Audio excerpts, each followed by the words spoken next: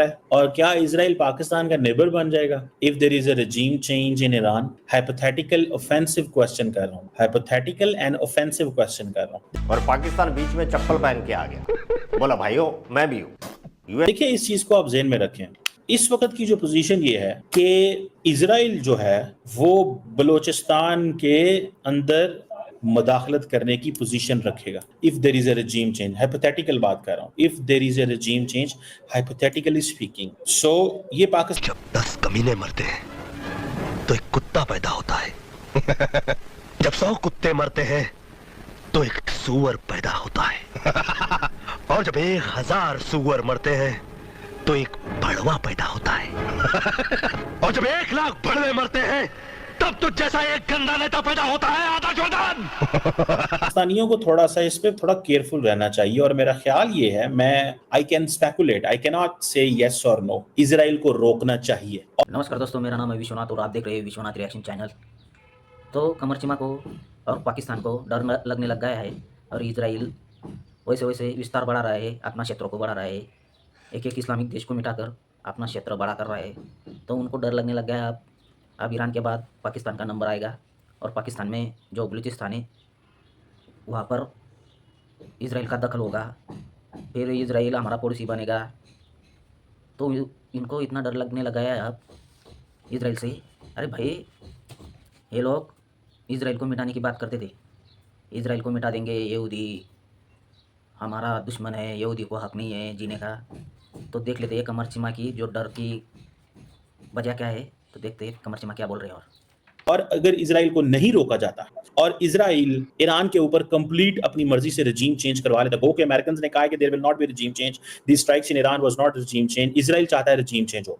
देखिए बीबी नेतन्याहू की दो बड़ी ख्वाहिशात थी, एक इसराइल के ईरान के न्यूक्लियर प्रोग्राम पे हमला हो, अमेरिका ने वो कर दिया। ईरान के न्यूक्लियर प्रोग्राम पे हमला हो और अमेरिका ने वो कर दिया और बीबी नेतन्याहू खुश है इस चीज के ऊपर कि थैंक यू आपने ये हमला कर दिया है। कल आपने देखा होगा कि पूरे के पूरे जो वहां पे हो रहा था इसराइल के अंदर, तल अवीव के अंदर डिजिटल बोर्ड्स वगैरह लगे हुए थे। लेकिन ये अब सवाल हमें बनता है कि अगर वहां पे regime change हो गया तो इसराइल बलोचिस्तान में बहुत कुछ कर सकेगा। बलोचिस्तान जो है that will not be a safe place, Balochistan will not be safe place. ये इस चीज को थोड़ा रियलाइज करें। बलोचिस्तान जो है ना वो एक पुरअमन जगह मजीद नहीं रहेगी, ये पाकिस्तानियों को इसकी फिक्र होनी चाहिए, क्योंकि इसराइल तो आपके नेबरहुड में बैठ जाएगा, regime change हो जाएगा, प्रो इसराइल अगर गवर्नमेंट आ जाती है, वहां पे कुछ ऐसे लोग आ जाते हैं जो इस वक्त मौजूदा एंटी सिस्टम के खिलाफ है, इसके वो अगर खिलाफ हैं तो ये चीजों को थोड़ा समझने की जरूरत है।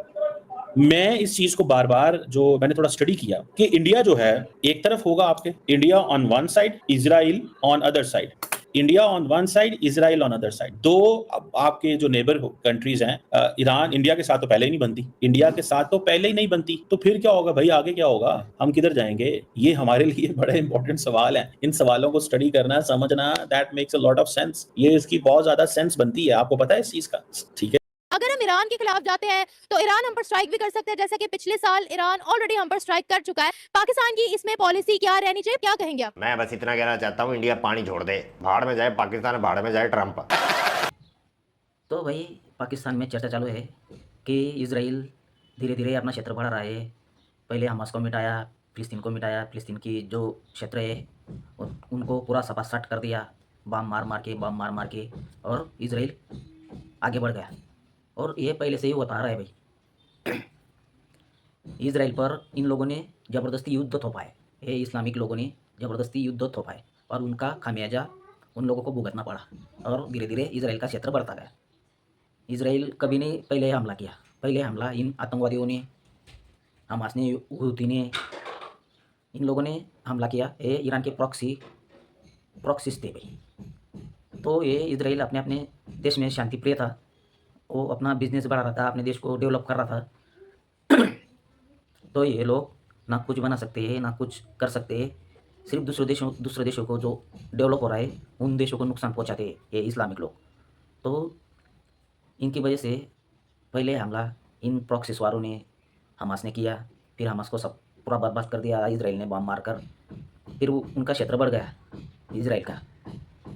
फिर उधर बेलारूस, उधर जो हुती थे वो हिजबुल्ला थे, हिजबुल्ला को ठिकाने लगा दिया।